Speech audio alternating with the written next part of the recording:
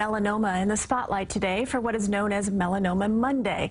Might sound a bit lighthearted, but it's not. Melanoma is the deadliest of all skin cancers. CBS 2's Dr. Max Gomez here to tell us why dermatologists are especially worried about young women and melanoma. Doctor. Yeah, that's right, Maurice. You know, the first Monday in May is called Melanoma Monday because it's when people start thinking about summer sun season.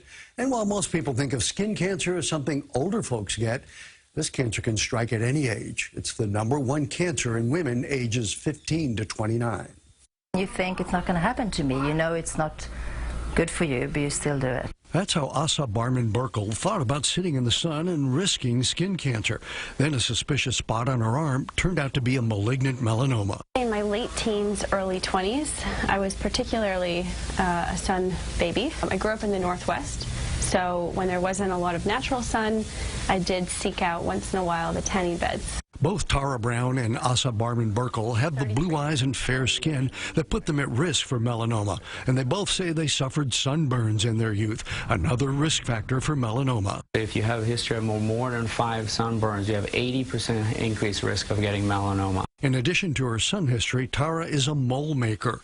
Dozens started popping up in her 20s, and enough have been suspicious that she's had 12 of them biopsied, in addition to the melanoma on her upper thigh. Having multiple moles is another melanoma risk factor. If you actually have over 9 moles on your arm, that's considered high risk. The Academy of Dermatology suggests you watch for the ABCDEs of melanoma on your moles. Asymmetry, half the mole is different than the other half. The borders are irregular. The color varies within the mole. The diameter of the mole is larger than a pencil eraser, and very important, evolving.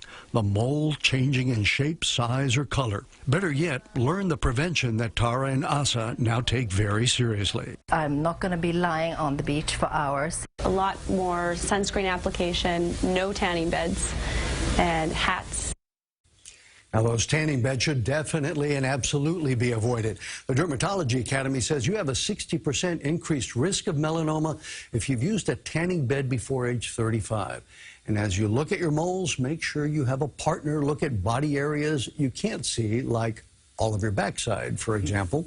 And when it comes to those ABCDEs, don't self-diagnose. Dermatologists are often fooled by something that looks kind of normal, turns out to be a melanoma.